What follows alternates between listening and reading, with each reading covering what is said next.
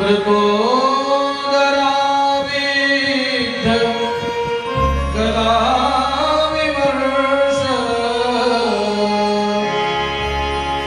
कर्णोरुदण्डे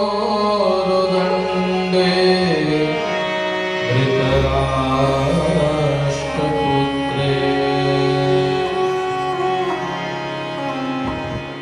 भगनोरुदण्डे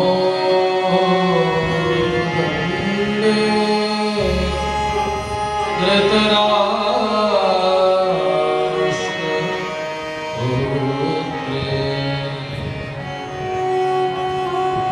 भागवत जी के श्लोक है ना, हर राग में गाए जा सकते हैं, आना चाहिए लेकिन।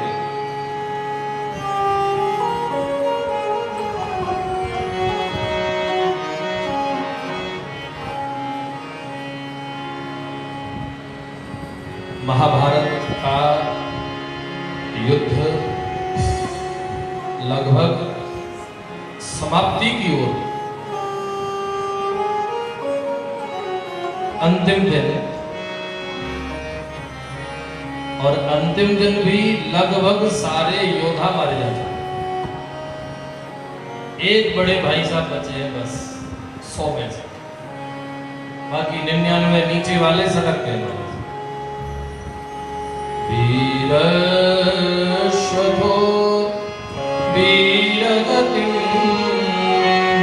गतेषु, सारे वीर वीर गति को प्राप्त हो गए। और दुर्योधन की भी जंघा को भैया भीम ने गदा से तोड़ दिया, वो भी धरती में पड़ा है।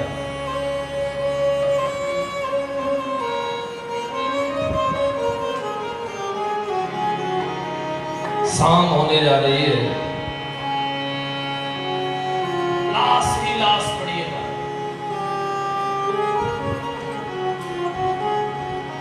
वन के हिंसक प्राणी इस इंतजार में बैठे हैं कब सूर्यास्त हो और हम इनको अपना भोजन बनाएं। दुर्योधन की जंघा से रक्त बह रहा था, शियाल उस रक्त को देखकर जीव लपलपा रहे हमारा। ये गरम गरम चाय मिलेगी अभी थोड़ी देर सूर्यास्त।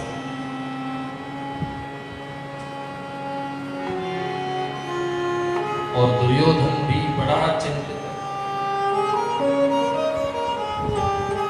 जिनके ऊपर वह बहुत घमंड करता था वो सब पधार गए।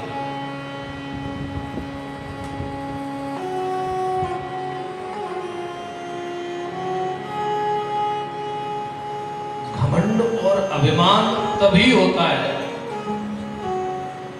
जब हमारे पास जो वस्तुएं हैं या जो व्यक्ति हैं या जो साधन हैं उनको हम ये समझ बैठते हैं कि ये हमारे साथ हरदम रहेंगे। फलाने जी है ना, अपने फोन करेंगे काम हो जाएगा। अरे फलाने जी चले जाएंगे तब क्या होगा?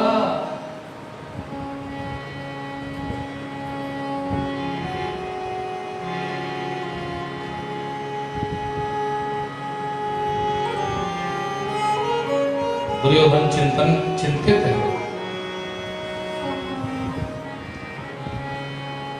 और ऐसे समय में अपने सहायक का इंतजार कर रहा है, कोई मेरा सहायक बने। शिशुपाल, कर्ण, मामा जी, शकुनी जी, सब गए। पितामह भीष्म, आचार्य द्रोण,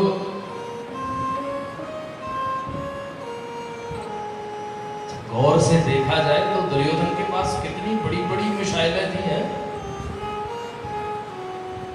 पितामह भीष्म, आचार्य द्रोण,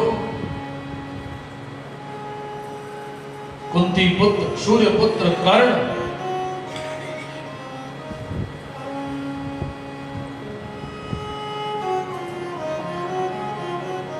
ऐसा व्यक्ति भी आज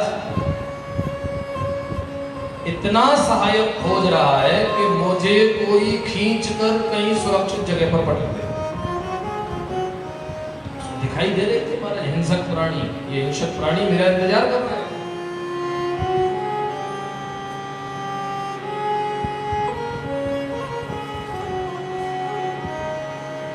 इसलिए भैया थोड़ा समय अच्छा भी आ जाए ना जीवन में संसार की दृष्टि से, तो भरोसा केवल ठाकुर को रखो। ठीक है, काम चलाओ, अपने काम संसार के चलाने हैं, चलाओ,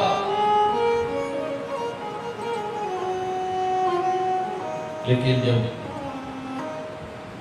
कोई नहीं आता उस समय के लिए केवल और केवल ठाकुर को रखो।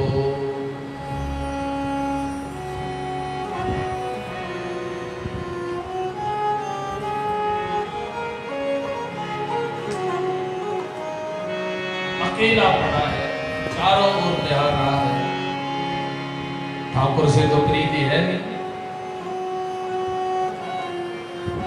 ठाकुर से प्रीति होती तो निश्चित दुर्योधन के लिए भले शत्रु पक्ष में था, ठाकुर जी खड़े हो जाते। क्या पितामह के लिए खड़े नहीं हुए? पितामह लड़ तो उधर से रहे थे ना, लेकिन पितामह का भरोसा श्री कृष्ण के चरणों पर था। श्री कृष्ण विपक्षी पार्टी का योद्धा होते हुए भी भरोसा केवल श्री कृष्ण पर था। अंत में ठाकुर पहुंच गए। अभी कथा आने वाली है।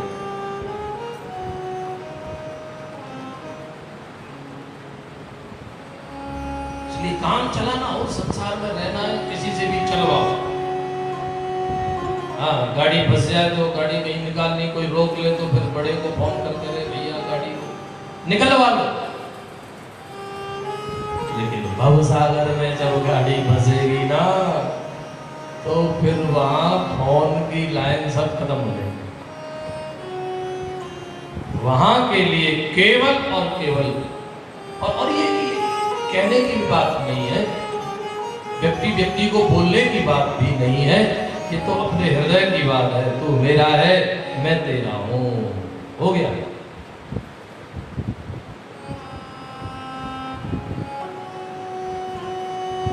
अकेला दुर्योधन मृत्यु के समय में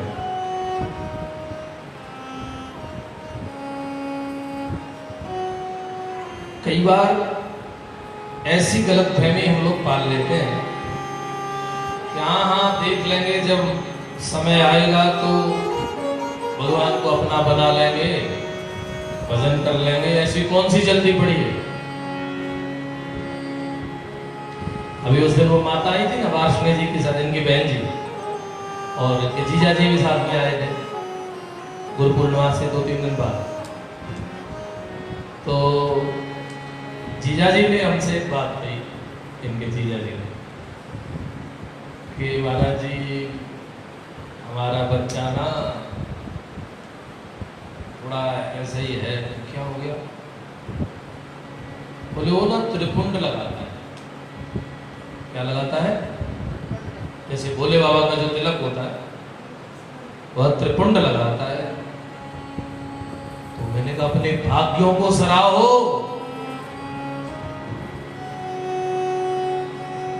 तो त्रिपुंड कहाँ लगाते हैं? ऐसे बाल करके, ऐसे कट, ऐसे कट, यहां से कट। भगवान का हो रहा है क्या? अच्छा अच्छा। हाँ, ये सब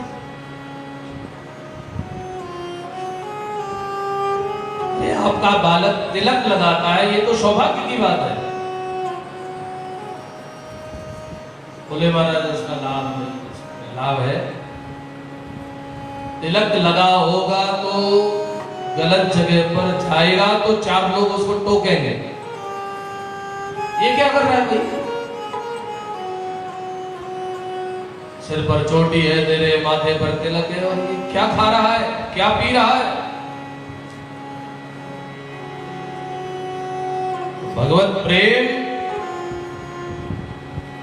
बचपन से चाहिए।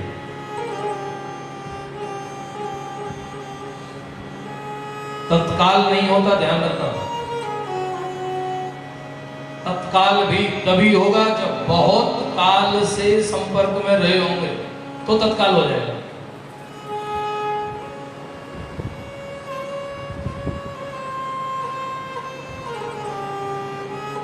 नहीं तो हालत ये हो जाती है, एक बाप के 3 बेटे, एक का नाम केशव, एक का नाम गोविंद, एक का नाम माधव। लेकिन बाप ऐसा काइया समझते हैं, ब्रज की भाषा है अलग से। काइया मतलब हाँ, वासने जी ठीक बता सकते हैं। हाँ, हर बात में कुछ न कुछ।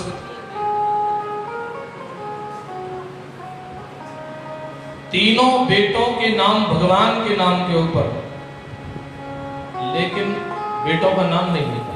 बड़के, मझले, छोटे।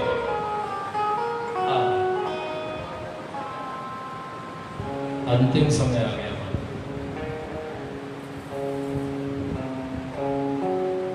तो सबसे पहले कंठम गुरु घुरायते, सबसे पहले कंठ जाता है आदमी का। बोल बंद।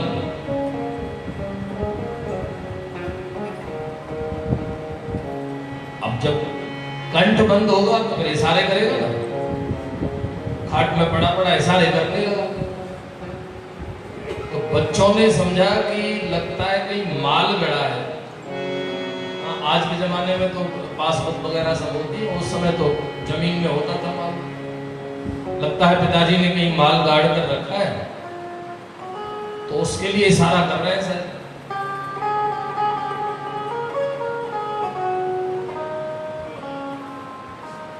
तो बच्चे भागे भागे डॉक्टर साहब के पास गए और डॉक्टर साहब को ले आए। डॉक्टर साहब एक बार ये बोल जाए बस, नहीं कितना कहां गड़ा होगा। बोले बोल तो जाएंगे, लेकिन इंजेक्शन बहुत महंगा है। और कितना भी महंगा हो आप लगाओ। और डॉक्टर साहब ने इंजेक्शन लगाया और थोड़ा होश आया बाबा को। कह रहा है बाबा बड़का कहाँ है, मझला कहाँ है? तो बोले ये खड़े। मझला ये खड़ा। छोटा कहाँ है? बोले ये खड़ा। अरे तुम सबके सब मेरी छाती पर खड़े हो, देखो भैंस का पट्टा झाड़ू को चबाया जा रहा है। और मर गया।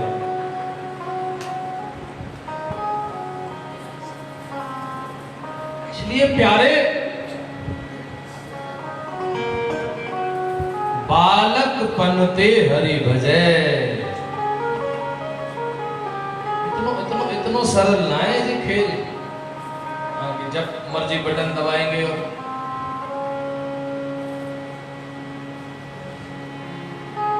ऐसी अवस्था में दुर्योधन अगर ठाकुर को याद करता तो हमें तो पूरा भरोसा है, चाहे भले इसने किसी को कितना भी परेशान किया हो, ठाकुर को याद किया होता तो ठाकुर सामने खड़े होते।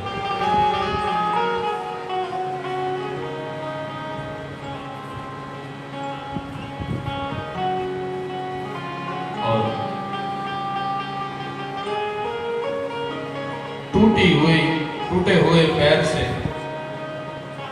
पड़ा है, चारों ओर अपने हितैषी को खोज रहा है। कोई मेरा हितैषी आ जाए, मेरा हित करे। ऐसे समय में एक व्यक्ति दुर्योधन के पास आया जिनका नाम है अश्वत्थामा।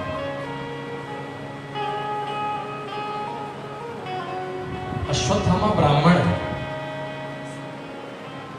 श्री आचार्य द्रोण के पुत्र हैं।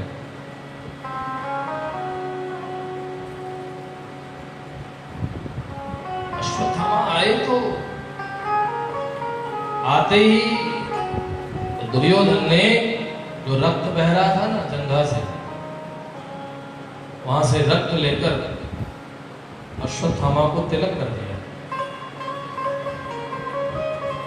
गुरुपुत्र, अगर आप मेरा प्रिय कर सके तो मैं आपको हस्तिनापुर का आधा राज्य दूं।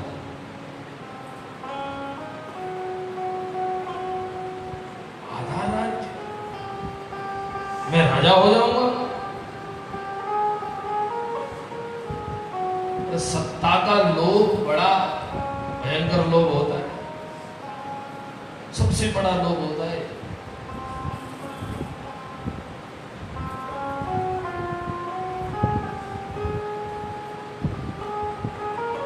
और व्यक्ति जब भी पाप करेगा,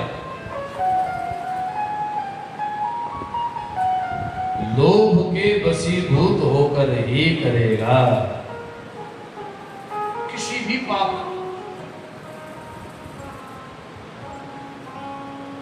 लोभः पापस्य कारणम। साधारण एक कहानी हमारे यहाँ प्रचलित है। एक पंडित जी काशी से पढ़कर आए और एक वेश्या का घर देखा। वेश्या ने पंडित जी को देखा। ब्राह्मण तो बड़ा थे, नहीं पंडित जी पढ़ के आए थे, ब्रह्मचर्य छलक रहा था चेहरे से। ऐसे ब्राह्मण को अगर मैं भोजन कराऊं तो मेरे सारे पाप धुल जाएंगे, लेकिन ये ब्राह्मण मेरे यहाँ भोजन क्यों करेंगे?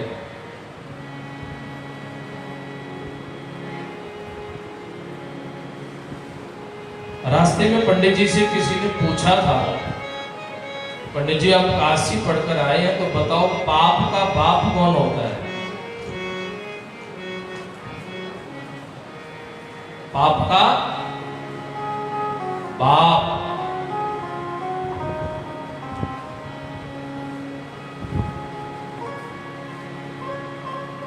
वेश्या ने पंडित जी को प्रणाम किया, दंडवत किया और कहा, हे ब्राह्मण देवता, आप मेरे घर को पवित्र कर दीजिए। नाना हम ऐसे वैसे ब्राह्मण नहीं है, हम आपके घर कैसे चले जाएंगे?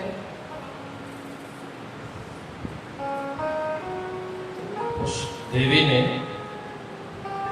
अपनी एक नग वाली अंगूठी उतारकर चरणों में रखकर, महाराज अब तो चलो। हाँ ठीक है चलेंगे, लेकिन वहां कुछ खाएंगे पिएंगे नहीं। अब ये कहानी सही है कि गलत है, इस पे आप विचार मत करना। हमें कहने का अर्थ किसी न ब्राह्मण से है न किसी वैश्या से है, बात है पाप की बाप की।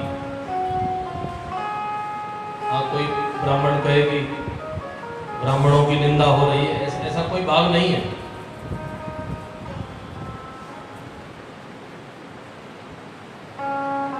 और अंदर भी चले गए वाले, अंदर गए तो इस बार कड़ा उतार कर रख दिया, चलो कड़ा पहन रखा। उनके यहाँ तो राजा महाराजा आते, मतलब बड़े बड़े हीरे जवाहरात के कड़े और सब पड़े रहते।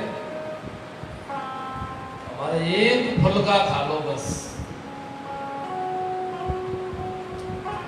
ठीक है वैसे तो हम खाएंगे खाते पीते नहीं है, लेकिन अब आप ज्यादा श्रद्धा दिखा रही हैं तो भगवान का भोग लगाकर एक फुलका खा लेंगे। थाली लेकर आ गई और जो ही उस देवता ने एक निवाला मुंह में देना चाहा, हाथ पकड़ लिया। हे महाराज, आपको इस प्रश्न का उत्तर चाहिए था ना कि पाप का बाप कौन है। आपके प्रश्न का ये उत्तर है, पाप का बाप लोभ है।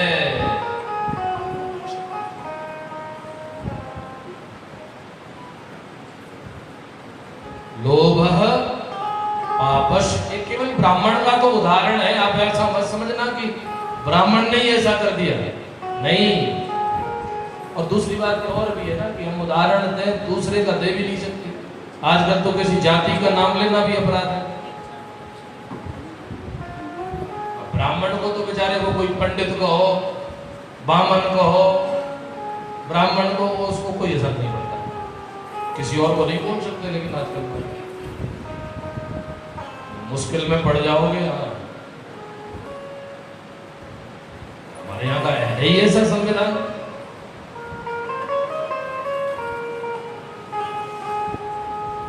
खैर वो प्रसंग बात अलग है, उसमें हमें नहीं जाना है।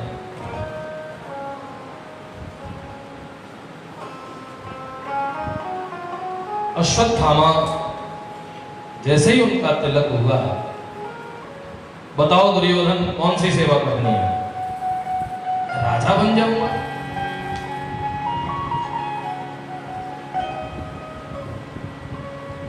कहा, दुर्योधन ने कहा, हे गुरुपुत्र, मेरी तो बचपन से इच्छा थी और आज भी वही इच्छा है। ये पांचों पांडव समाप्त होने चाहिए। क्या इच्छा है? देखो मरने जा रहा है और थोड़ी देर का ही मेहमान है। ऐसे समय में उसकी मनोवृत्ति क्या है? अरे कम से कम सब मर गए, अब तो बुद्धि सुधर जाती है। अंत में भी कह रहा है, पांचों पांडवों की मृत्यु देखना चाहता। और सच में इस बंदे का पूरा जीवन इसी योजना में गया है। आप देख लो, महाभारत पढ़ के देख लो, या तो श्री रामानंद सागर जी का जो उसको देख लो, सारा का सारा जीवन इस व्यक्ति का इसी योजना में गया।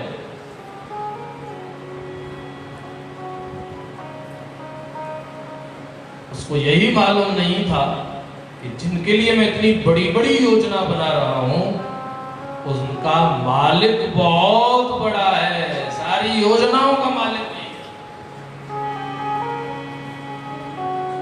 और कथा से आप भली भांति परिचित हैं। अश्वत्थामा गए,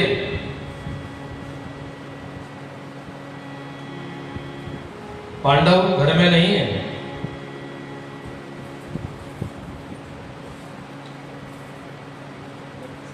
और अश्वत्थामा धीरे से रात्रि में चोर की भांति, डकैत की भांति, देखो लोग अगर बुद्धि में घुस जाए ना, तो बड़े से बड़े को भी चोर बना दे महाराज। हाँ, बड़े से बड़े को।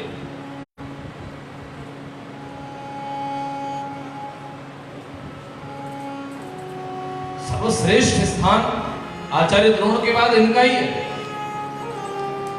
इस कुल में जो सबसे पूज्य अब बचा कौन? यही तो बचे, अश्वत्थामा। लेकिन लोभ के कारण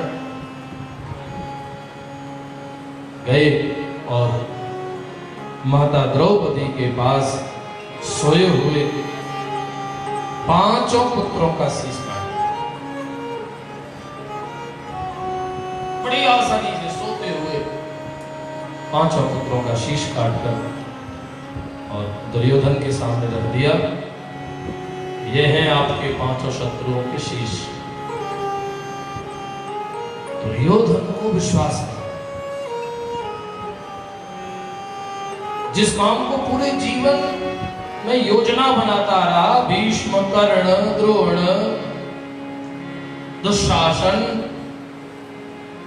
आदि आदि मेरे 99 भाई, सबके सब हम जिस कार्य को करने के लिए, और हमारे अंधे महाराज वो भी कम नहीं थे, अंदर से वो भी नहीं चाहते थे। सबके सबकी योजना थी, लेकिन सबके सबकी योजनाओं पर माधव ने पानी फेर के रखा हुआ था।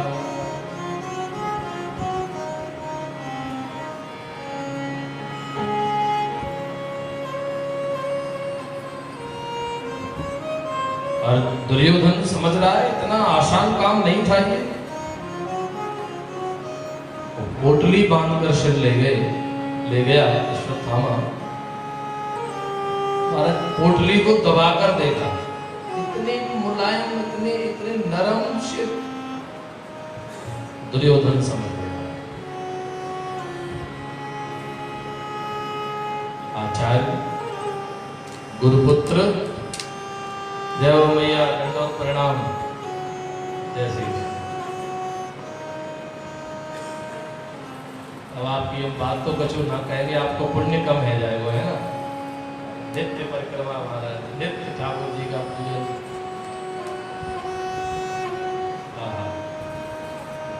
दोनों पति पत्नी, इनका दर्शन होना भी हमारे लिए अच्छा है, ये समझो आप।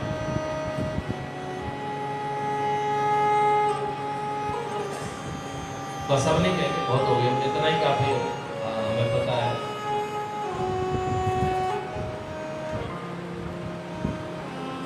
दोनों नित्य जो है ना, गिरिराज जी की तलहटी में नित्य पाठ पूजन कथा, वही जहाँ हम लोग पूजन करते हैं। और एक बात मुझे सबसे अच्छी लगे इनके जो पतिदेव हैं श्रीवास्तव जी, वो एक प्रार्थना करते हैं भगवान को पूजा पाठ के बाद। हे ठाकुर जी, हम दोनों पति पत्नी से कुछ गलती है रही है तो हमें माफ करिए। हाँ, बड़ी जोर से कहते हैं महाराज, रोज आता।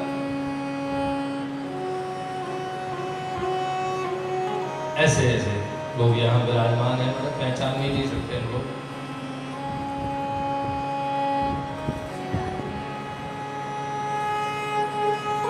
दुर्योधन प्रसन्न नहीं हुआ। उसको थोड़ा सा आस तो जगी थी कि मेरी मनोकामना शायद पूरी हो जाए, प्रसन्न नहीं हुआ। और आचार्य द्रोण के पुत्र अश्वत्थामा को कहा, हे अश्वत्थामा, ये आपने अच्छा नहीं किया। पहली बार गलत को गलत कहा।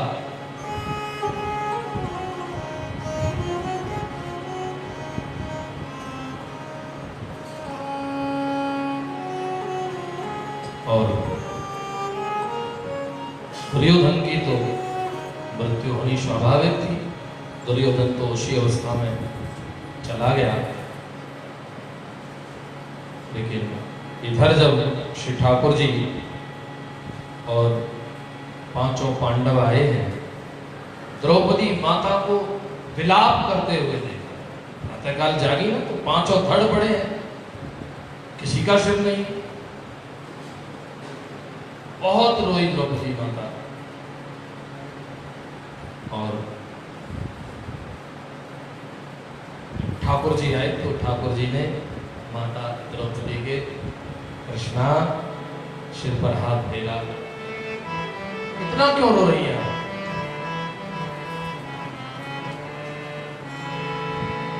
आप तो मेरी है ना।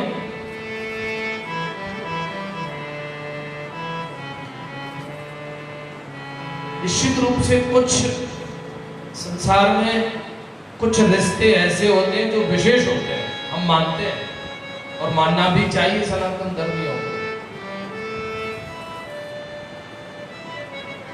और देखा जाए तो हमारे यहाँ तो सारे ही रिश्ते तो प्रगाढ़ ही है, उनमें भी कुछ रिश्ते विशेष हैं। बहन भाई, पति पत्नी, माता और उसका पुत्र, इस तरह के कुछ रिश्ते विशेष भी हैं। और विशेष व्यक्ति कोई जाए तो स्वाभाविक है थोड़ा अंदर दिल तो कचोटता ही। तो ठाकुर जी को भी लगा कि लगता है द्रौपदी के 5 पुत्र गए, इसलिए ज्यादा विलाप कर रही।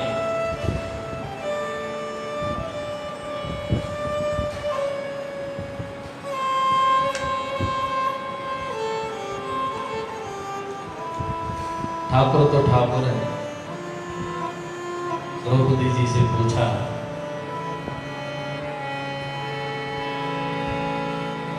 कृष्णा मैं हूं ना, और अभी तो पांचों पति तुम्हारे विराजमान है, इतना अधीर होने की क्या आवश्यकता है। धन्य है द्रौपदी। कह रहे हैं गोविंद पुत्र मर गए इसलिए नहीं रो रही है।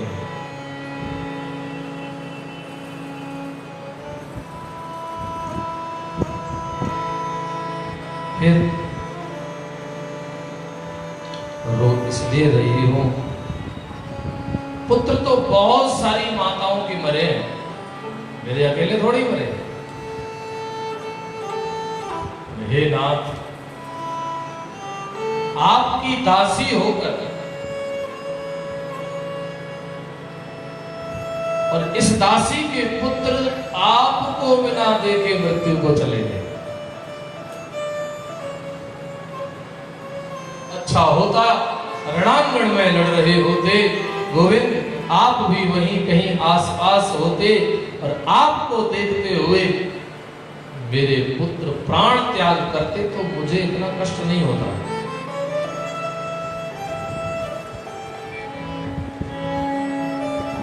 हे गोपाल,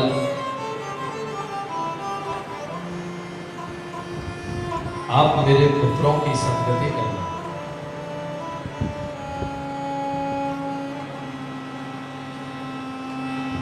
और दुर्योधन तो चला गया। अश्वत्थामा को पकड़ने के लिए अर्जुन और श्री कृष्ण दोनों रथ पर बैठकर गए हैं और अश्वत्थामा ने देखा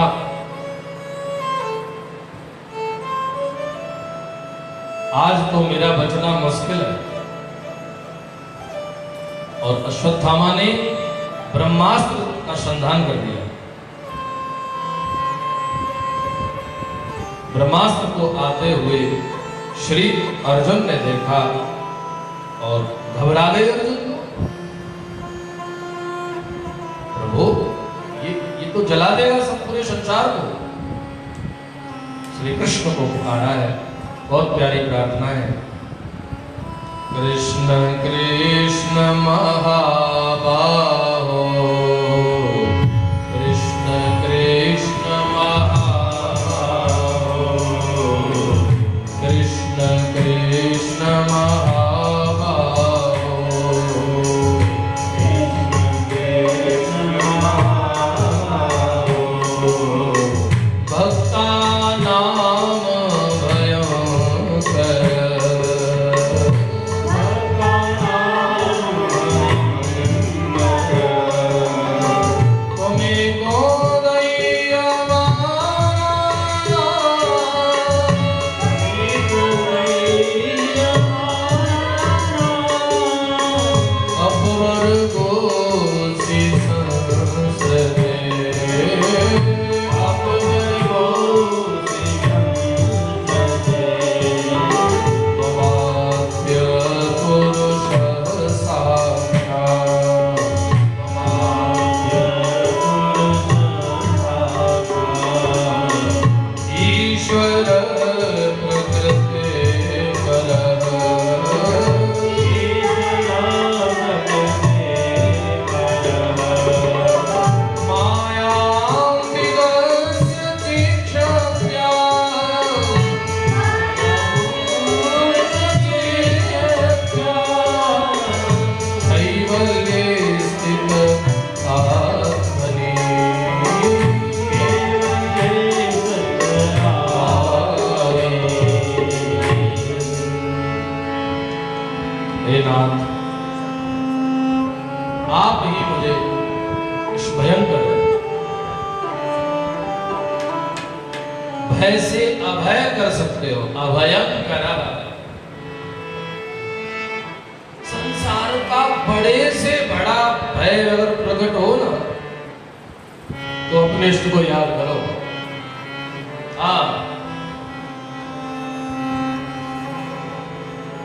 इष्ट तो सबके हैं ना, ऐसा तो नहीं कोई बेटा जिसका इष्ट ना हो। हैं? सबके इष्ट हो, एक इष्ट सबका होना चाहिए। एक संत, एक ग्रंथ और एक पंथ, ये सबके पास होना चाहिए।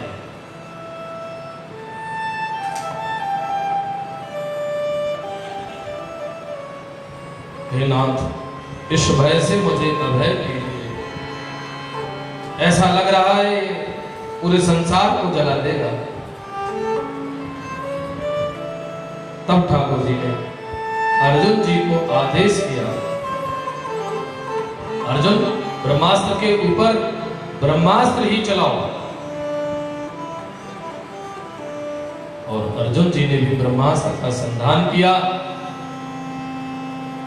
दोनों ब्रह्मास्त्र आपस में टकराए, सृष्टि में प्रलय की स्थिति हो गई। श्री व्यास जी महाराज प्रकट हुए। उन्होंने अश्वत्थामा को कहा, अश्वत्थामा ये ब्रह्मास्त्र वापस करो।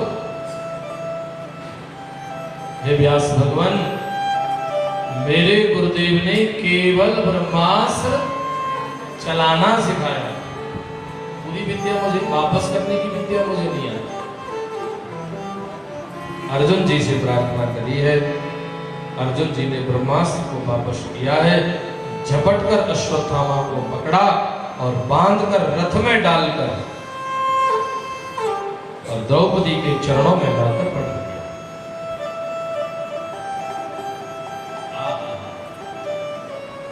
जो ही द्रौपदी जी ने अपने गुरुपुत्र को देखा ना,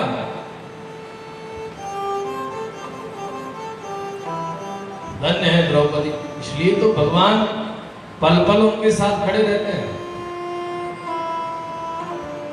अगर और कोई माता होती, अरे किसी माता के सामने उसके बच्चे को चांटा मार के देखो, खा जाए मारा तो हाँ।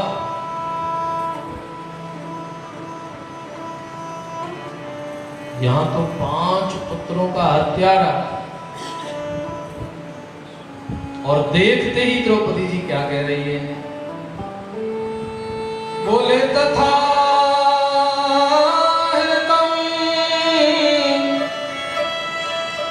पशुवत पाशबद्ध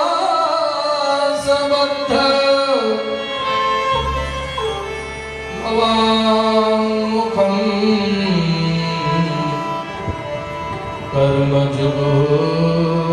कर्मजुगुप्सितेन निरीक्ष्य कृष्णापकृतं गुरुश्रुतं कामस्वभावा कृपया ननाथ। पशु के समान बंधे हुए गुरुपुत्र को देखा। द्रौपदी माता ने तो दूर से ही पहले अपने गुरुपुत्र के चरणों में प्रणाम किया। है कोई ऐसी क्षमा की मूर्ति?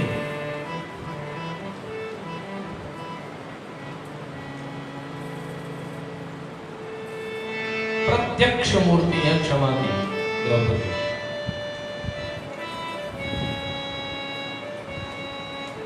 प्रणाम करके और कहा, अरे ये कैसा अपराध कर रहे हैं आप लोग? मुच्यताम मुच्यताम मुच्यताम, छोड़ दो छोड़ दो, ये तो साक्षात तुम्हारे गुरुजी ही हैं। आत्मा वही आयते पुत्रः, पिता की आत्मा ही तो पुत्र के रूप में अवतरित होती है।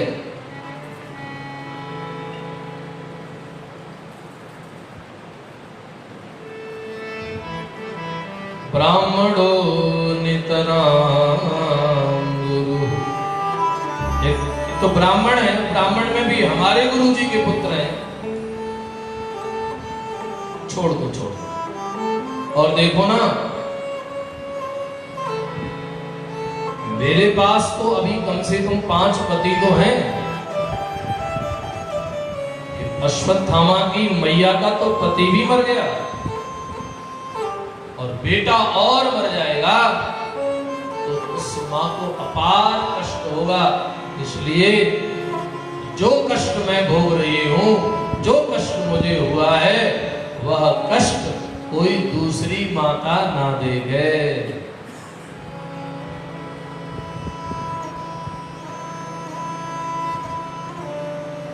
छोड़ दो। फिर महाराज पांचों पांडवों का निर्णय हुआ है। धर्मराज जी ने कहा भैया जो धर्म कहता है वही किया जाए। कुछ निर्णय नहीं हुआ तो भीम भैया नाराज हो गए। अरे इसमें कौन सी सोचने की बात है, ये व्यक्ति हमारे 5 पुत्रों का हत्यारा है, इसका तो वध कर देना चाहिए। अर्जुन जी भी पास में खड़े थे, ले मजले भैया ऐसे नहीं, कन्हैया भी हैं यहाँ, हमारे गुरु जी भी हैं, अर्जुन जी के गुरु हैं। साले हैं वो अलग बात है, कल सुना था, लेकिन गुरु भी हैं। और सच में कन्हैया तो जगत के गुरु हैं। कृष्णम वंदे जगत गुरु। जगत गुरु है जो अकेले कन्हैया हैं, बाकी सब तो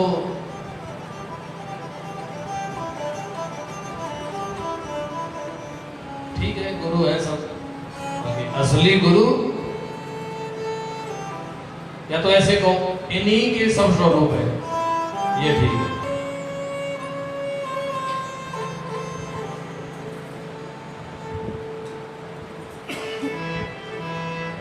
अर्जुन जी ने ठाकुर जी से पूछा, गोविंद आप कुछ कहो। तब ठाकुर जी ने कहा, हे भैया पांडवों, ये ब्राह्मण है, इन्हें मारना नहीं चाहिए। ब्राह्मण को मृत्यु दंड का विधान नहीं है। लेकिन दूसरी पंक्ति में कहा, आतताई को जीवित नहीं छोड़ना चाहिए। अश्वत्थामा ब्राह्मण भी है और आतताई भी है। अंत में निर्णय हुआ, अर्जुन जी ने निर्णय किया कि इनको अपमानित करके और सभा से बाहर कर दिया जाए, यही ब्राह्मण को मृत्यु दंड है। ब्राह्मण क्या, किसी भी प्रतिष्ठित व्यक्ति का अगर भरी सभा में अपमान कर दिया जाए, ये उसके लिए मृत्यु के समान है। अब तो महाराज अश्वत्थामा और तिलमिला गया।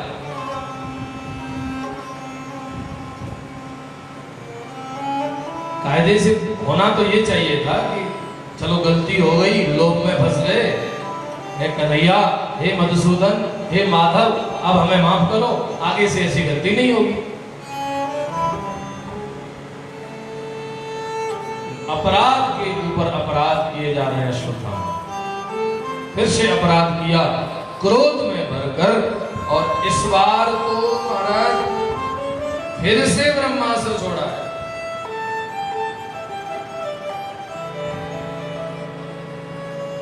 और इस बार अभिमन्यु की पत्नी माता उत्तरा जी के गर्भ के ऊपर ब्रह्मास्त्र छोड़ा है। पांडवों, तुमने मेरा इतना बड़ा अपमान किया है, मैं तुम्हारे घर में, तुम्हारे पूरे कुल में, तुम्हारे पूरे वंश में कोई पानी देने वाला नहीं छोड़ूंगा।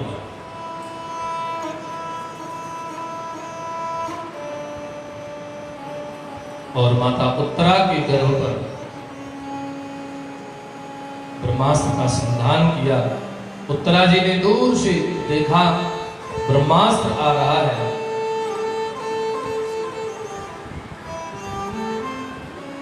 उत्तरा जी एकाग्र चित्त हो गई। देखो सामने कितनी बड़ी विपत्ति खड़ी है। ब्रह्मास्त्र से बड़ी दूसरी कोई विपत्ति हो नहीं सकती।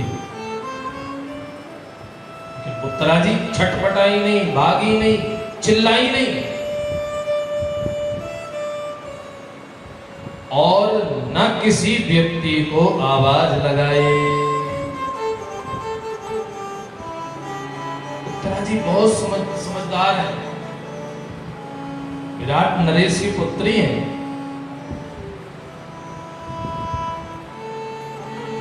बहुत समझदारी दिखाई, किसी को नहीं चिल्लाई, चुपचाप बैठ गई और सोचा कि मेरे पांचों ददिया ससुरों पर कोई कष्ट आता है तो चुपचाप गोविंद को पुकारते हैं। मेरी ददिया सास, दादी सास कुंती जी, मेरी सास सुभद्रा जी और द्रौपदी आदि, इन सब पर कोई भी जब जब कष्ट आया है तब तब गोविंद को पुकारा है। जब इनके कष्ट हरने वाले गोविंद हैं तो मैं भी गोविंद को ही पुकारूं। और पुकार करिए, उत्तरो वाच पाहे पाहे महायोगिन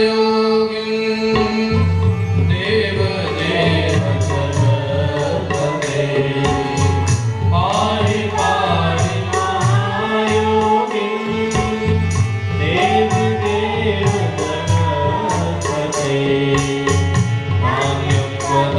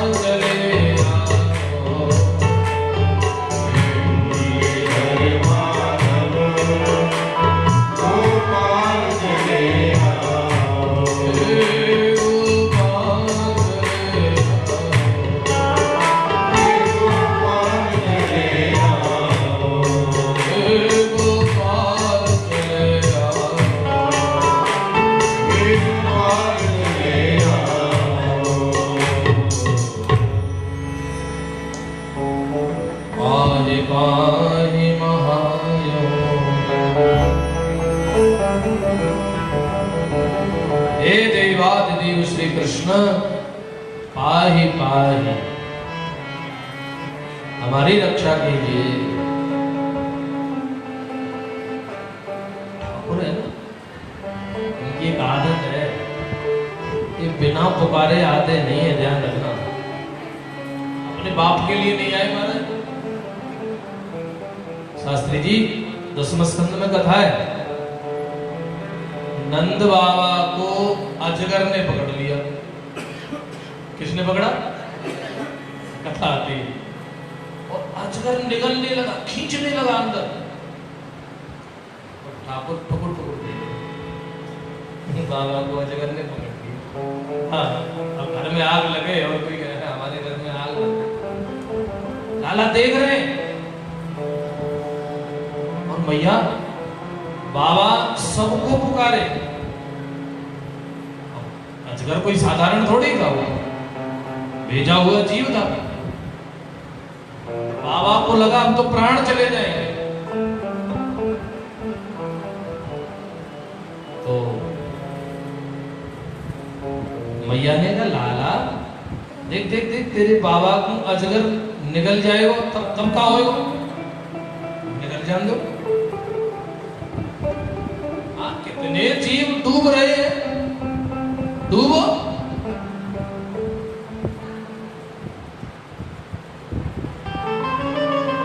बचा क्यों नहीं लेते? बोले मुझे कहें तो सही। अंत में जब नंद बाबा ने कहा अरे लाला कन्हैया देखियो भैया, ठीक है बाबा अभी आयो, 1 मिनट में अजगर का कल्याण कर दिया।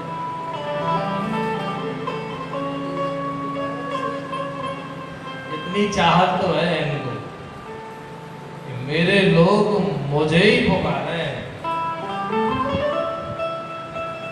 सच में उनका दास होकर जगत को हाथ पसारे,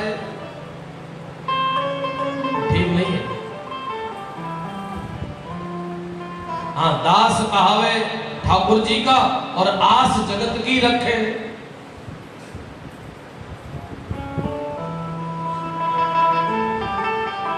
बिना बुलाए आते नहीं, ध्यान रखना, बुलाते रहो, पुकारते रहो।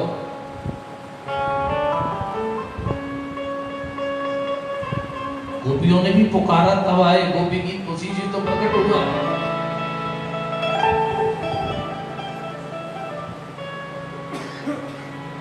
नान्यं कदभयं पश्येत्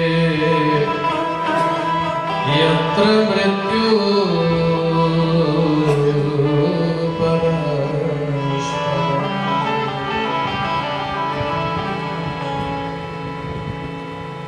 ठाकुर जी आए,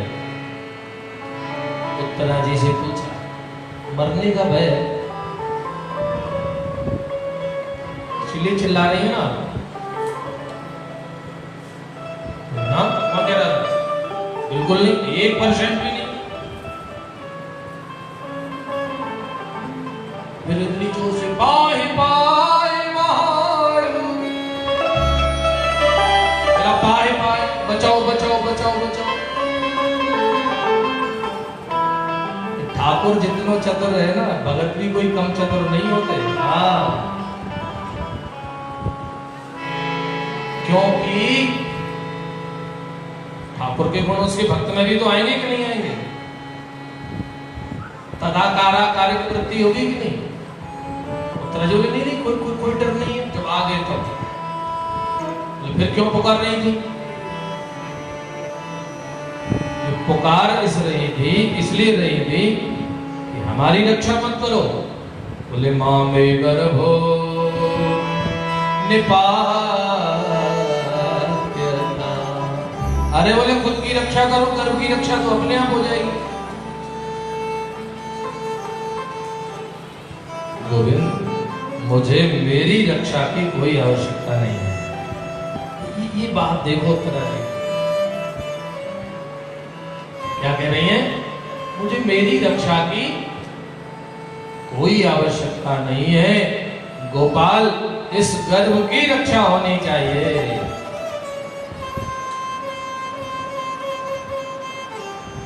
ठाकुर जी बोले गर्भ कोई विशेष है क्या? हाँ, नंदनंदन ये विशेष गर्भ है। अगर ये गर्भ, इस गर्भ को कुछ हो गया तो नाथ हमारा कुछ नहीं बिगड़ने वाला। पीढ़ी दर पीढ़ी इतिहास बन जाएगा कि जिन पांडवों ने गोविंद को भजा, उन पांडवों के घर में तिलांजलि देने वाला नहीं बचा। गोपाल, इसमें हमारी कोई हानि नहीं है। हे नाथ, आप हमारे हो, आप हमारे स्वामी हो, आप हमारे सब कुछ हो। आपकी कीर्ति को अपयश हो, ये हमारे लिए ठीक नहीं है। इसलिए आप इस गर्भस्थ बालक की रक्षा कीजिए। इसमें हमारी रक्षा नहीं है, इसमें आपकी कीर्ति की रक्षा है।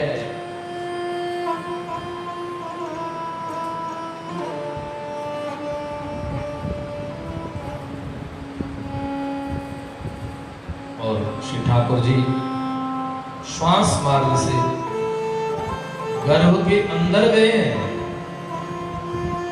और श्री परीक्षित जी जिस गर्भ में है उसी गर्भ में ठाकुर जी भी। श्री परीक्षित जी को ठाकुर जी अपना बड़ा भाई भी मानते हैं।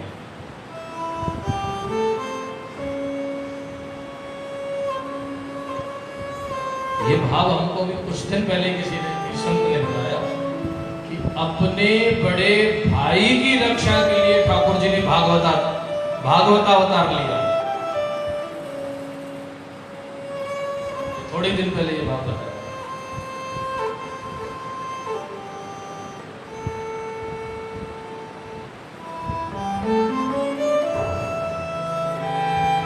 अंगुष्ठ मात्र शरीर श्री ठाकुर जी ने लिया है और शंख चक्र गदा पद्म लेकर श्री परीक्षित जी की रक्षा करी है। और रक्षा करके भगवान जाने लगे हैं द्वारिका के। बहुत दिन हो गए थे, सबसे विदा ले रहे हैं। सबसे विदा लेकर भगवान आए हैं बुआ जी के पास। पांडवों में एक एक व्यक्ति ना उच्च कोटि का भक्त है। जिसको देखो वही, देखो 3 पीढ़ी देख लो आप। उत्तरा जी, उनकी सास द्रौपदी जी की बात हो गई और उनकी भी सास कुंती मैया। अब कुंती मैया का नंबर है। हाथ छोड़कर ठाकुर पहुंचे हैं। बुआ जी, आपकी आज्ञा हो तो मैं जाऊं?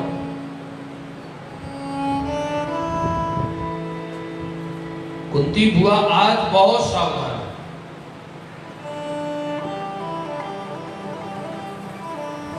हाथ जोड़कर खड़ी हो गई और गोपाल,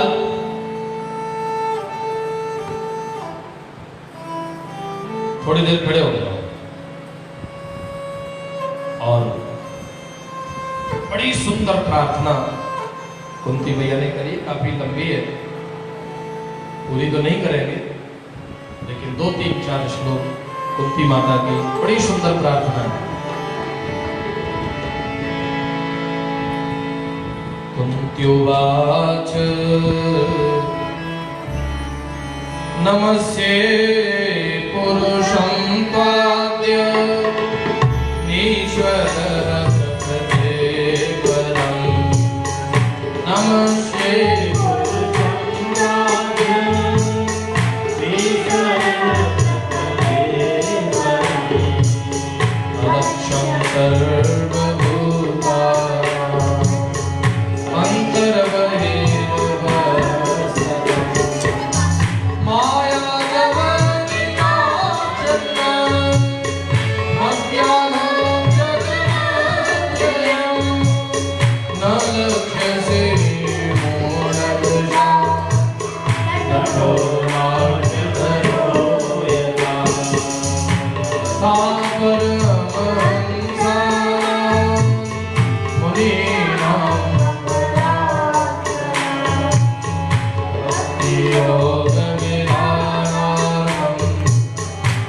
हंससे हाय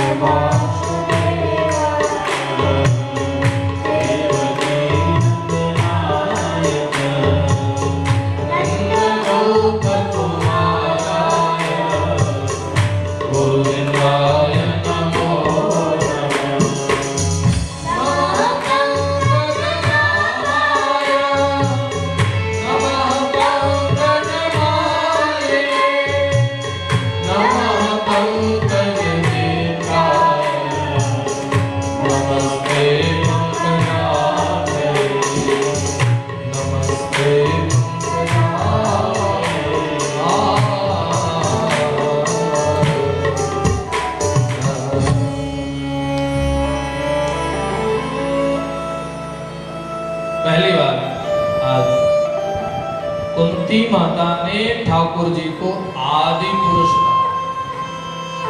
क्या कहा? ठाकुर जी को तो करंट सा लग गया, बुआ जी को क्या हो गया?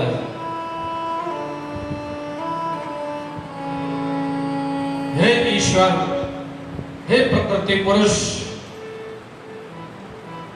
हे समस्त जीवों के अंदर बाहर रहने वाले,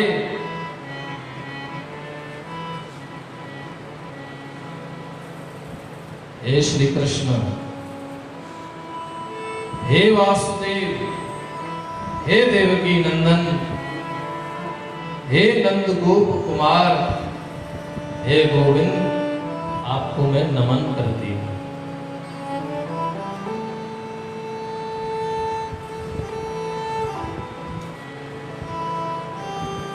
ठाकुर जी बोले, बुआ जी, भतीजे को ये सब बातें बोलने की क्या जरूरत है? हाँ हाँ हाँ हाँ, मैं सब जानती हूं, तुम कौन हो मुझे सब पता है। तुम किसी के भतीजे भतीजे नहीं हो, तुम तो जगत पिता हो।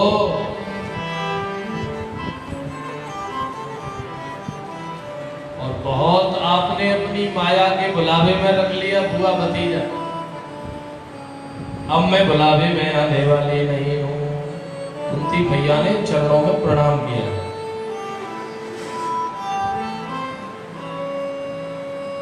नमो किंचन वित्ताय निवृत्त गुणवृत्तये आत्मा रामाय शांताय कैवल्य प्रतये।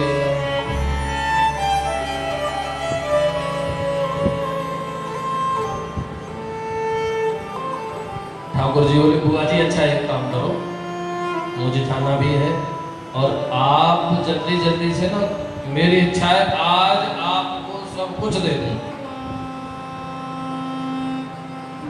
जो योगियों के लिए भी अप्राप्य वस्तु है, वह भी आज मैं आपके ऊपर बहुत प्रसन्न हूं। आप मांगो।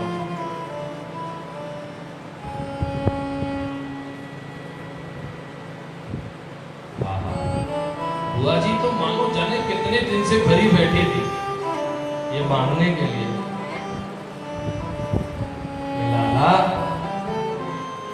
हे यशोदा नंदन, आप देना चाहते हो? हाँ हाँ बुआ, मेरा पूरा मन है, अपनी बुआ को न्याल कर दूंगा। ठाकुर जी देते ना, थोड़ा नहीं देते। हाँ, निहाल कर देते।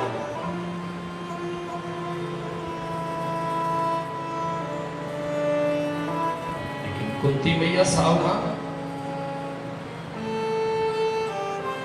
खिलौनों के चक्कर में पड़ने वाली नहीं है। कहा, गोपाल देना चाहते हो ना? मेरे ऊपर विपत्तियों का पहाड़ पटक दो और चाहे दुखों का पहाड़ लिख दे।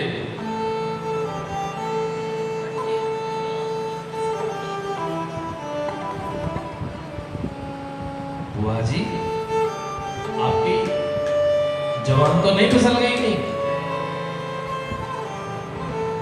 ये कोई मांगने की वस्तु है? आज तक के इतिहास में मैं इतने लोगों के पास गया, सबको वरदान दिया, किसी ने ये नहीं मांगा।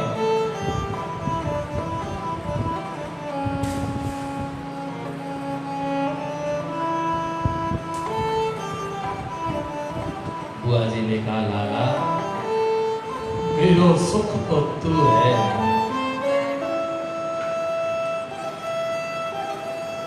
मुझे मालूम है जब जब हमारे ऊपर विपत्ति आई है, जब जब दुख का पहाड़ आया है, तब तब तुम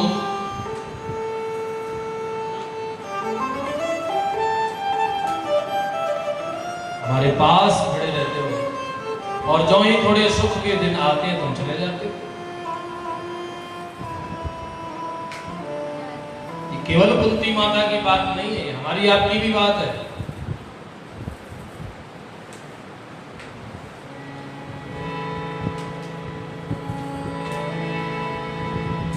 कष्ट आते हैं तो भगवान ही भगवान नजर आते हैं चारों तरफ। हे भगवान आप ही रक्षा कर, हे नाथ हे नाथ।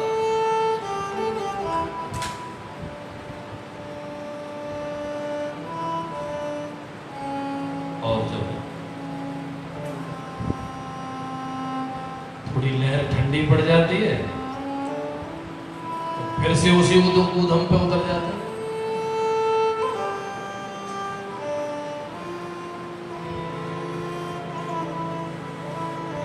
ये हमारे संत हैं तो कहते हैं जीवन में छोटी सी एक कसक जरूर होनी चाहिए। कसक रहेगी तो कृष्ण याद आएंगे। संसार का पूरा सुख जिनको मिलता है ना, वो भटकने की संभावना है। हल्की सी कसक होगी, हल्का सा दर्द होगा, याद आते रहेंगे लाला, हे नाथ, हे प्रकृति पुरुष, हे आदि पुरुष, ऐसी कृपा करो मेरे जीवन में कष्ट ही कष्ट आते रहे।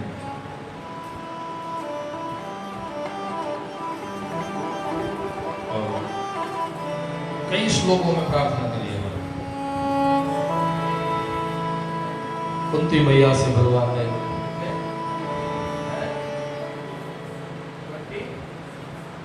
को पता है, हमें नहीं मालूम। 26 है ना? अच्छा, घर जाके देखेंगे। 26 श्लोक में आप तुम्हारे कहने से कह रहा हूँ, तुम्हारी जिम्मेदारी है।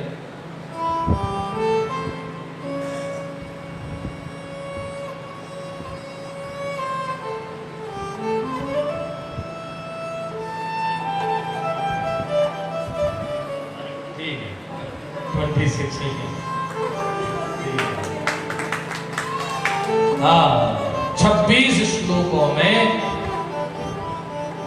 मैया ने प्रार्थना करी है और ठाकुर जी ने विदाई ली है। पांचों पांडव भगवान के पास आए तो भैया युधिष्ठिर जो है ना, बड़े अधीर हो रहे हैं। महाभारत के युद्ध से पहले श्री अर्जुन जी को विषाद होगा और युद्ध के बाद में युधिष्ठिर जी को विषाद होगा।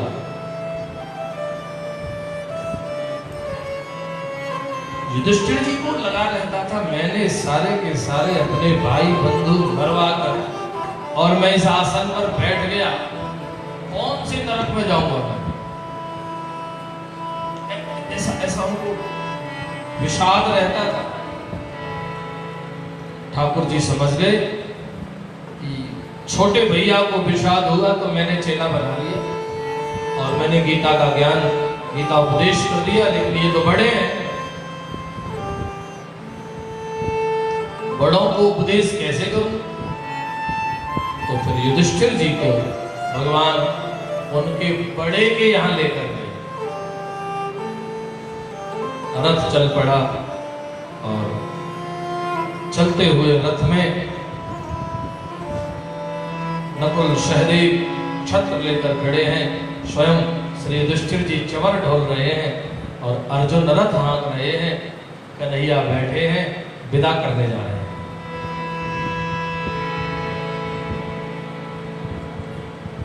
जो ही इंद्रप्रस्थ से थोड़ा सा रथ आगे गया, श्री अर्जुन जी के चरण पर ठाकुर जी की आंख से अश्रु टपका।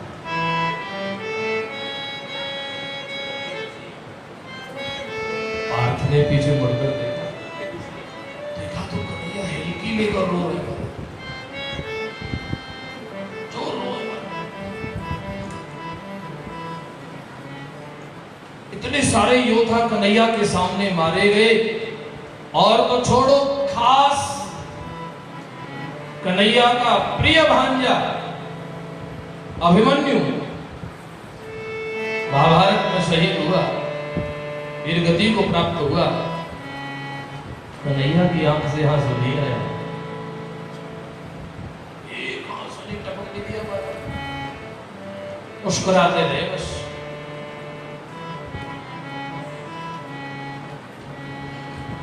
हाँ, कितने कठोर होंगे, जितने नरम है ना,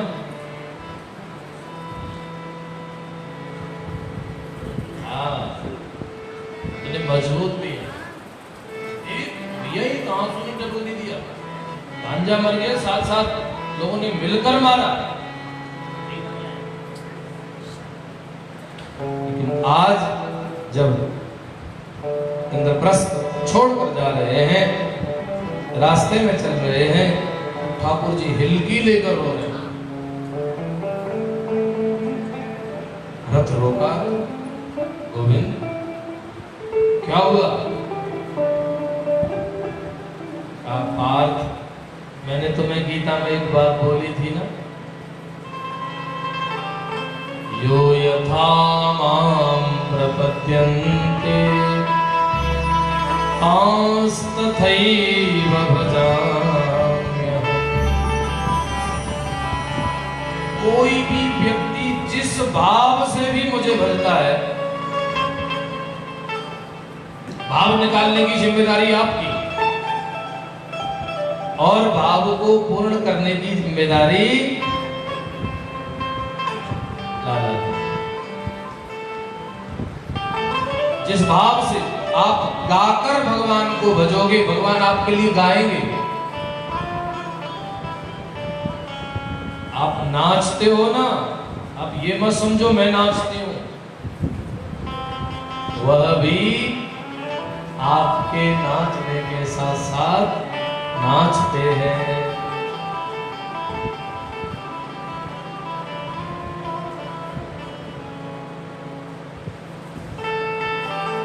जिस भाव से भी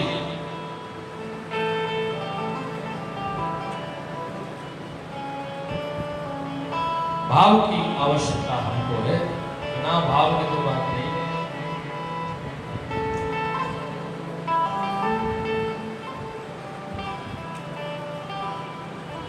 सखीरी मैंने, मीरा जी कह रही है, लीनो गोविंदो, वो कह रहे मैंने तो मोल खरीदा है।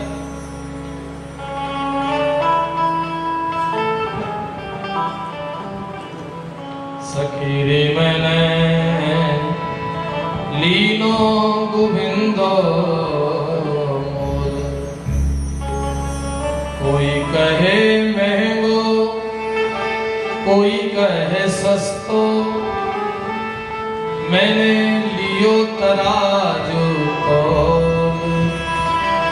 सखीरी मैंने लीनो गोविंदो।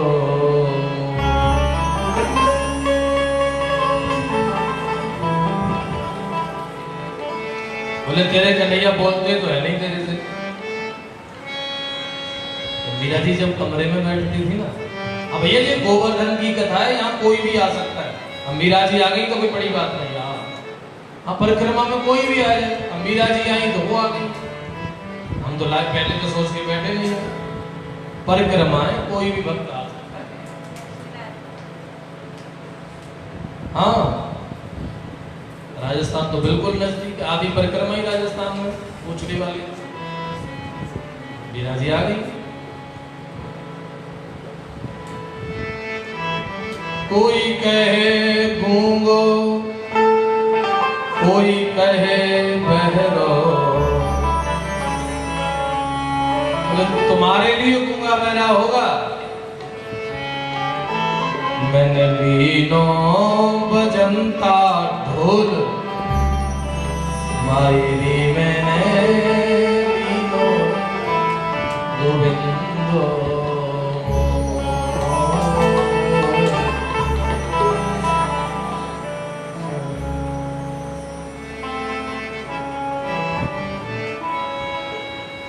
और महाराज नाच नाच कर जिस राजघराने में मेरा ब्याही है ना, बड़ी नाक वाला था, लंबी नाक। घर की स्त्री बाहर जाए तो नाक कट जाए।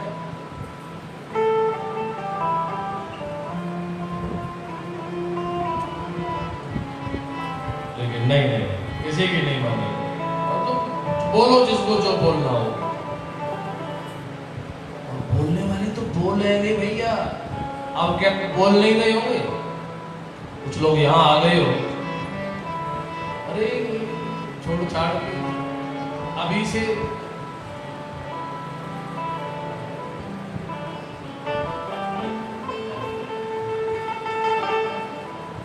लोग कहें मीरा भैरे बावरे, लोग कहें तो कोई बात नहीं, लेकिन सास कहे कुलनासी, पद घुंघरू बांध मीरा नाचे।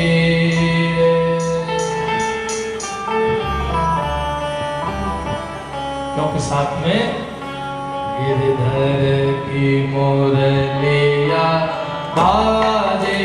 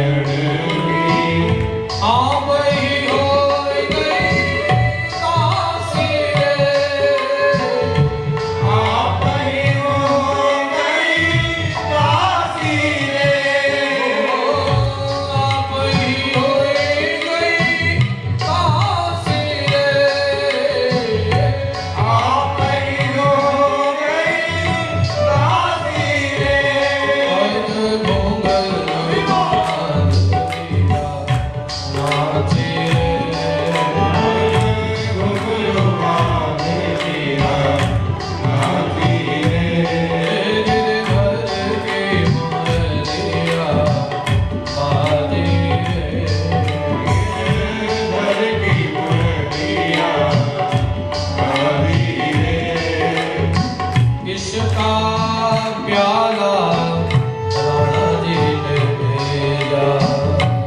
विष का प्याला राणा जी ने भेजा। विष का प्याला राणा जी ने भेजा। विष का प्याला राणा जी ने भेजा। पीवत मीरा आसी रे, पीवत मीरा आसी रे, पीवत मीरा आसी रे, पीवत मीरा आसी रे। घुंघरू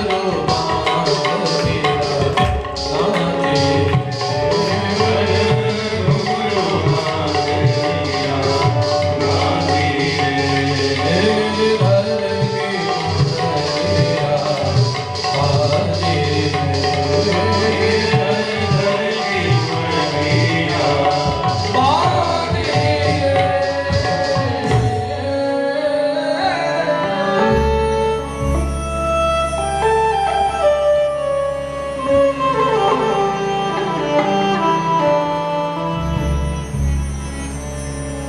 कोई कहे कारो, कोई कहे गोरो,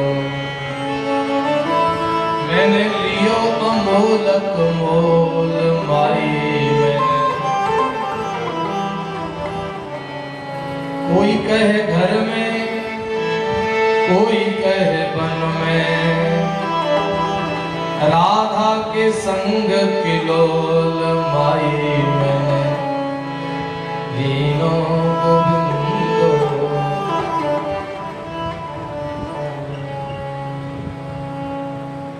यो यथा मां प्रपद्यन्ते तांस तथैव भजाम्यहम्।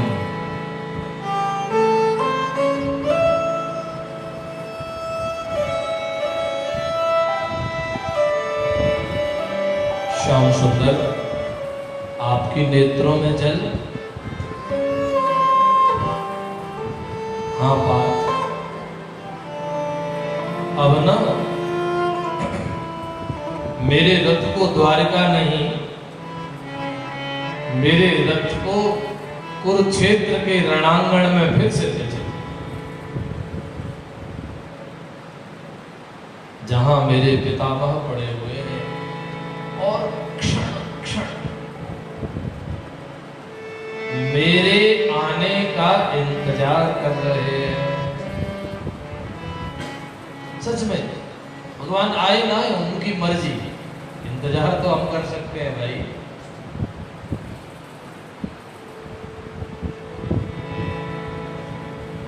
कोई पेड़ का पत्ता भी खटखट होता ना तो सबरी मैया दौड़ कर बाहर आ जाती, मेरे राम तो नहीं आए। हाँ,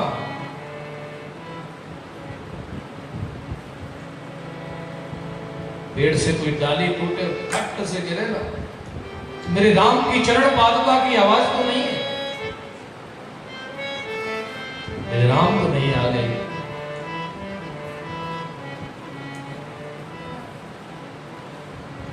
आंखों को इंतजार है सरकार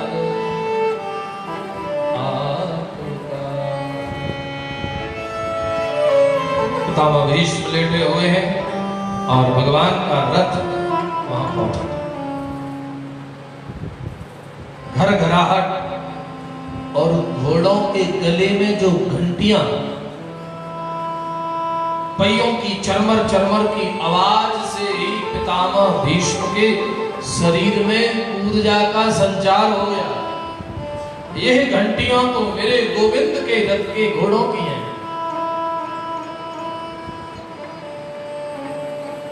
ये घर घराहट तो मेरे गोविंद के रथ के पहियों की है। लगता है आज आ गए। श्याम सुंदर नीचे उतरे द्वारकाधीश और दूर से प्रणाम किया, पितामह प्रणाम।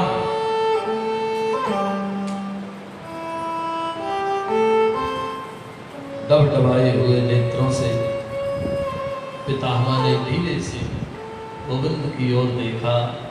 गोपाल, बड़ी देर से याद आई, कब से तुम्हारा?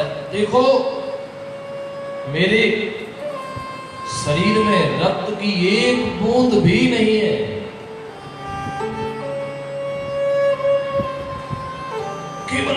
केवल प्राणों को आपके लिए रोके हुए बैठा हूं।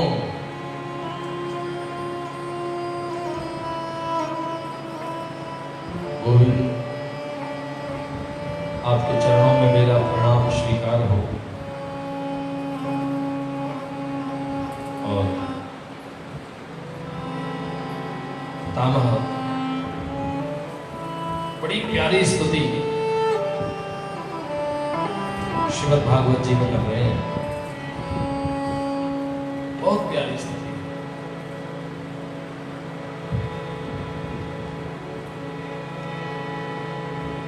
स्तुति का मतलब होता है अपने हृदय के उद्गार। स्तुति का मतलब हृदय के उद्गार। आप जिस भाषा में नहीं कह सके, कन्हैया को सारी भाषा आती है। जगन्नाथपुरी जाओ तो उड़िया भाषा में प्रार्थना करते हैं लोग। इसका मतलब लाला को उड़िया भी आती है। हाँ, और कर्नाटक में जाओ तो उडुपी कृष्ण मंदिर है, वहां उडुपी भी। वहां के लोग कन्नड़ भाषा में खटर मटर कंडन मंडन, हाँ, वो भी समझ आती है। द्वारिका जाओ तो केम छो, वो भी समझ आती है।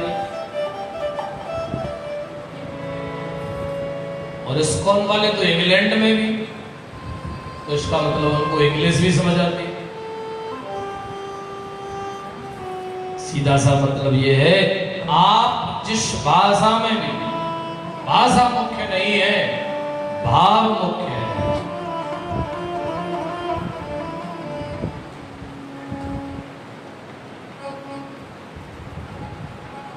कैसे कह रहे हो ये मुख्य नहीं है, क्या कहना चाहते हो ये मुख्य है।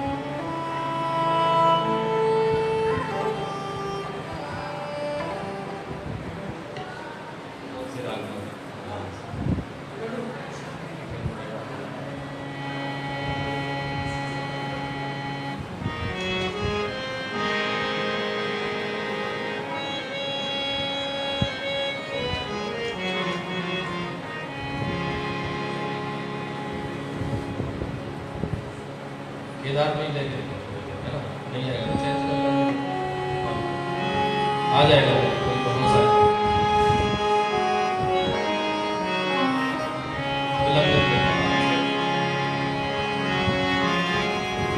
लॉकडाउन में ना हम लोग तैयारी किए हैं, तो उस हिसाब से थोड़ी बहुत घर में बैठ के जो भागवत जी के जो श्लोक हैं और जो स्तुतियां हैं, लॉकडाउन के बाद आप लोगों को ही सुनाने का पहली बार अवसर मिल रहा है।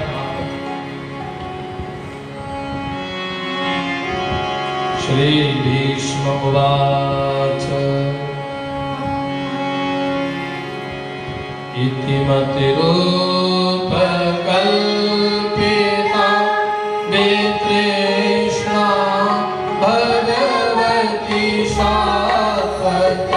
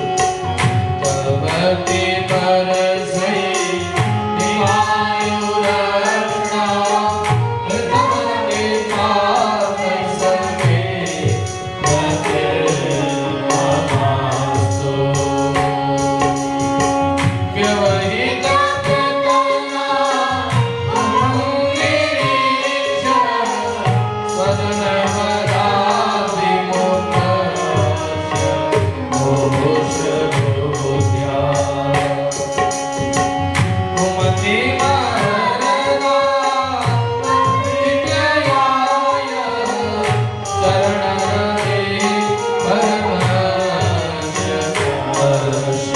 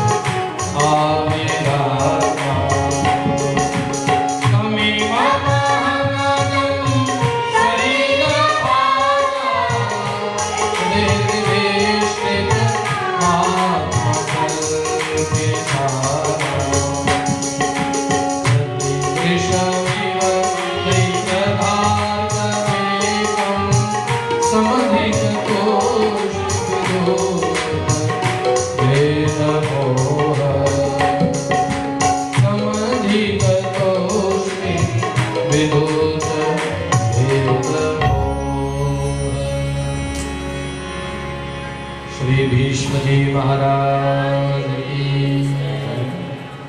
जय जय श्री राम।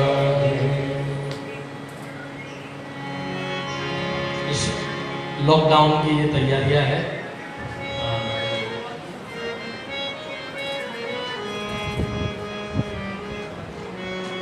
बहुत प्यारी स्तुति पितामह भीष्म ने करी है। एक एक भाव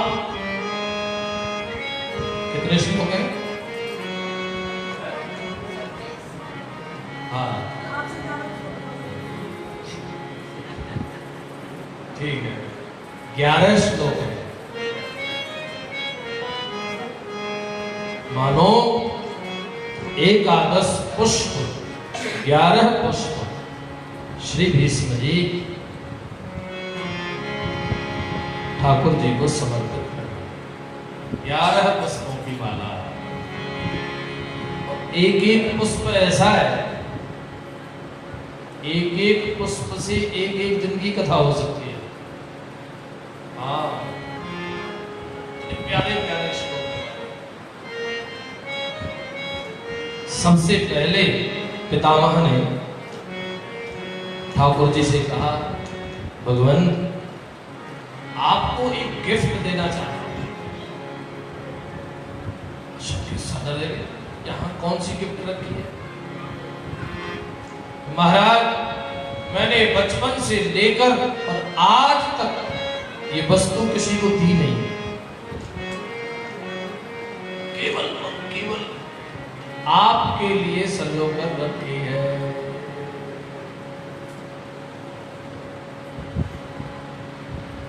तो गिफ्ट का जब तक ऊपर का कागज न खोला जाए तब तक ऐसा लगता है पता नहीं इसमें क्या हो। हाँ, जैसे लिफाफे को खोलो ना, खोलो मत तब तक ये लगता है कि लाल वाला निकलेगा कि पीले वाला निकलेगा कि हरा वाला निकलेगा, नीले वाला निकलेगा, क्या निकलेगा इसमें?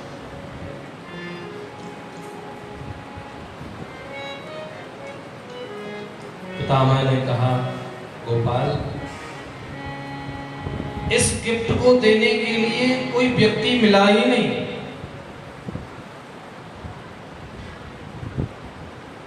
और इसके योग्य केवल और केवल आप हो।